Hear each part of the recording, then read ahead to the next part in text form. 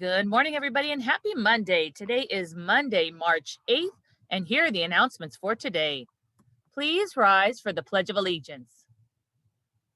I pledge allegiance to the flag of the United States of America and to the republic for which it stands, one nation, under God, indivisible, with liberty and justice for all.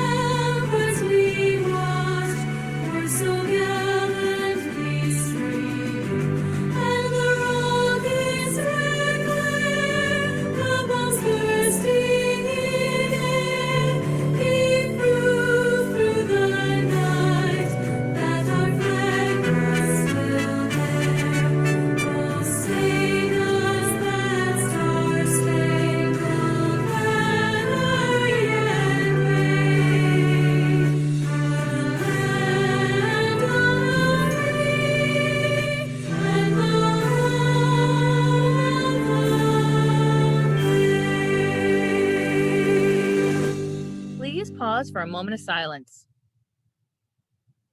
Thank you. You may be seated. Well, today we are wishing a very, very happy birthday to Hannah Earp and Arden Prieto. Happy birthday to you both. And let's see, who are those iReady champions? Here's the news from Dr. Lopez's Nest. Good morning, Wise Owls, and happy Monday. This week, we have an exciting week. Boys and girls, if you are in Tier 2 or Tier 3 intervention, this week you will be doing your growth monitoring check, so we will be able to see how much you have improved. Also this week, the online book fair continues. We have parent workshops, and also they're posted on the Teams Wise Owls page, as well as on our website. We will also have an emergency drill and a fire drill, and we will be celebrating Pi Day on Friday. Now, as far as iReady goes, I am very happy to say that our intermediate grades did an amazing job last week. We had fourth grade come out as the champion with 92% of the students doing 50 minutes or more of iReady reading. And in second place, we had third grade with 88%. And in fifth grade, very close, 86%. So our intermediate grades did very, very well. Our primary also did well, but let's see if we can have everybody doing 80s and 90% next week. As far as the individual classes go, in kindergarten, our top usage winner was Mr. Rodriguez with 89% of his students doing 50 minutes or more of iReady reading. In terms of top percent lessons passed, we had Ms. Blanco with 94%. In first grade, our winner was Ms. Heaston with 100%, but very close with 93% was Ms. Lucky's class. In terms of top percent lessons passed, we had Ms. Heaston and Ms. Monroe tied at 100%. In second grade, Ms. Heaston and Ms. Monroe tied for top usage, and Ms. Heaston was the winner for the top percent lessons passed. In third grade, we had a three-way tie in terms of top usage. We had Ms. Chavez, Ms. Clements, and Ms. Vidal. They were all three of them tied with 100% of their students doing 50 minutes or more of iReady reading. That is truly amazing. Great job, third graders. And for top percent lessons passed, we had Ms. Vidal with 100% as our winner. In fourth grade, we also had a three-way tie. We had Ms. Bonin, Ms. Patino, and Ms. Vidal, all three of them tied with 100% of their students doing 50 minutes or more of iReady reading. And we had Ms. Osorio very, very close with 90% of her students doing 50 minutes or more of iReady reading. In terms of top percent lessons passed, Ms. Vidal was the winner with 100%. In fifth grade, we had Mr. Cheney's class as our top usage winner 100% of the students in that class did 50 minutes or more of iReady reading. So that's quite a feat for Mr. Cheney's class. We had Ms. Coolin at a very close second with 95%. And I would like to mention that Ms. Antigua and Ms. Ferguson have come a long, long way. Even if they didn't make it to 90% or higher, they did improve a lot. And hopefully next week, they will be in this list again. In terms of top percent lessons passed, we had Ms. P. Rodriguez's class as our winner with 95%. So congratulations to all of our iReady reading champions for this week, and we hope to see more classes on the list next Monday. Now let's look at math. At math, our winner was third grade, with 85% of the students in third grade doing 50 minutes or more of iReady math. And they were very, very close to them. It was fourth grade at 83%, right at their heels. So we also had second grade and fifth grade in the high 70s and KN1 in the high 60s. So hopefully we'll have a lot more classes with 80% or more of their students doing iReady math next week. As far as our iReady math champions go, in kindergarten, again, Mr. Rodriguez was the top usage with 85%. And for top percent lessons passed, we had a four-way tie. In first grade, our winner was Miss Monroe with 100% of her students doing 50 minutes or more of iReady math. And for lessons passed, we had a five-way tie with 100%. In second grade, Ms. Heaston was the winner with 100%, but Ms. Rubio was very close. She had 91% of her students doing 50 minutes or more of iReady math. We did have a tie when it comes to top percent lessons passed, and we had Ms. Heaston, Ms. Monroe, Ms. Savin Baker, and Ms. Thomas all tied at 100%. In third grade, we had Ms. Chavez and Ms. Clemens tied at 100% of their students doing 50 minutes or more of iReady math. And for top percent lessons passed, we had a five-way tie at 100%. We had another three-way tie in fourth grade. We had Ms. Osorio, Ms. Patino, and Ms. Vidal all tied at 100%. That means that all of those students did 50 minutes or more of iReady mathematics, which is wonderful. And very, very close, Ms. Bonnen's class, 95%. So that's a great majority of our fourth graders doing 50 minutes or more of iReady math. Great job, fourth grade. Also, in terms of top percent lessons passed, we had Ms. Bonnen, Ms. Patino, and Ms. Vidal tied at 100%. In fifth grade, for the math champions, Mr. Cheney's homeroom, again, 100% of the students did 50 minutes or more of math, and Ms. Coolin was close with 95%. In terms of top percent lessons passed, we had Ms. P. Rodriguez as our winner with 100%. So congratulations to our math iReady champions, and we hope to see more classes on this list as well next Monday.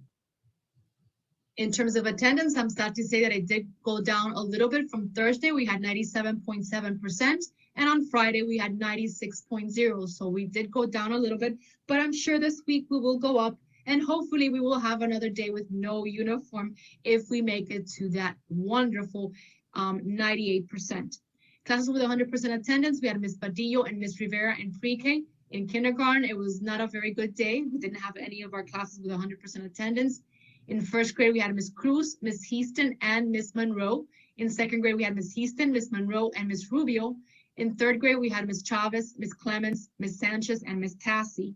In fourth grade, we had Ms. Bonnen, Ms. Osorio, Ms. Patino, and Ms. Vidal. And in fifth grade, we had Ms. Coolin. So congratulations to all these classes who had 100% attendance, and we hope to see more classes on this list tomorrow. Those are all my announcements for today. Have a wonderful day. Thank you. Thank you, Dr. Lopez. Well, it is Women's History Month, and our Women's History Month Flipgrid is open. Just go to flipgrid.com, join code OHES Women's History to record yourself talking about a famous woman in history. And as Dr. Lopez said, this week's parent workshops will be focusing on mindfulness for families. Tomorrow, it's presented in English, Wednesday in Creole, and Thursday in Spanish. Also, kids, the school store is going to be selling some really cute St. Patrick's Day gear, some sequin bow ties and some necklaces, and they had a whole bunch of things, and they're going to be sending me pictures, so I'll share them with you here. But be aware that the school store is going to be selling everything you need to get ready for our St. Patrick's Day casual day next week. And Parents, our PTA Elections Meeting is going to take place next month, and our PTA is looking for a new president. So if you are interested in being our new PTA president for next year, please let your child's teacher know, and they will let the PTA know. And here's another cool book you can find at our virtual book fair. Hi, I'm Alan Gratz, the author of Ground Zero.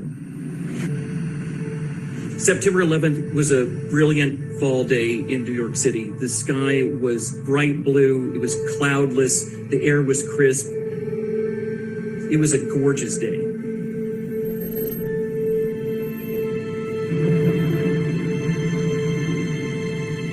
Ground Zero is the story of the September 11th, 2001 terrorist attacks. It's told from the point of view of two different kids. The first is 9-year-old Brandon. He is in the North Tower of the World Trade Center on September 11th when the first plane hits. He's just gotten into the elevator and he's about 20 floors away from the top of the building when boom, the whole building shakes. A plane has flown into the building just above him. And now Brandon has to try and figure out how he is going to survive and see if he can save his dad. The other story that's woven in with Brandon's is that of Reshmina. She is 11 years old. She lives in Afghanistan, and she is suffering through her own version of 9/11 in the present day as her village becomes a battleground between the United States and the Taliban, who are still fighting a war in Afghanistan because of what happened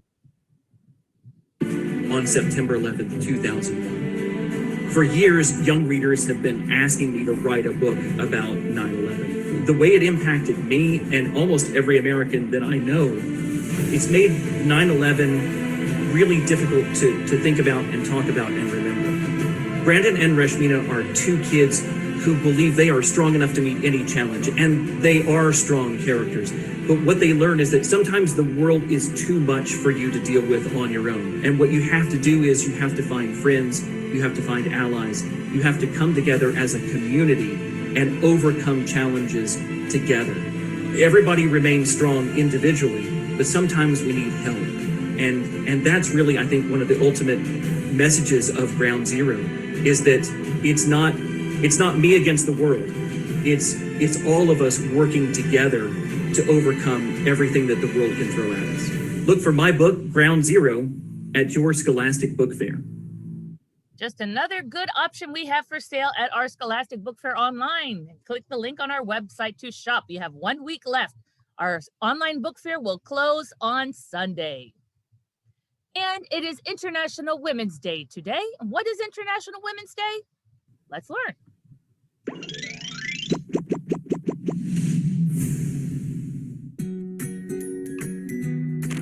March 8th is International Women's Day. It's a day to honor women everywhere in the world, recognize their many achievements, and think about the special challenges they face. From Malala Yousafzai, the youngest Nobel Prize winner ever, to Oprah Winfrey, one of the most successful business leaders in the world, women have achieved success in every walk of life, but it was not always that way. A little over 100 years ago, in 1908, 15,000 courageous women marched in New York City demanding better jobs, fair pay, and voting rights. That's right, women were not even allowed to vote. Some working women got the idea for a special day to talk about women's rights, and in 1911, the first International Women's Day was celebrated. The United Nations supported the idea in 1975 with an International Women's Year, and since then, many countries have joined in by recognizing March 8th as a special day to honor women's advancement, while remembering to help women gain equality in all areas of life. Today, there are female astronauts and sports legends, politicians and scientists, but we still have a long way to go in making sure all girls in the world can have a happy future and can fulfill their potential. On March 8th every year, thousands of events are held throughout the world to celebrate women. In the United States, there are parades, celebrations, and community events that honor women. The U.S. also honors the entirety of March as Women's History Month. What woman do you most admire and why? So happy International Women's Day to you all. And here is my Monday motivation for you today on this International Women's Day. Here's to strong women. May we know them, May we be them. May we raise them. Wishing you all a magical Monday, and we'll see you tomorrow.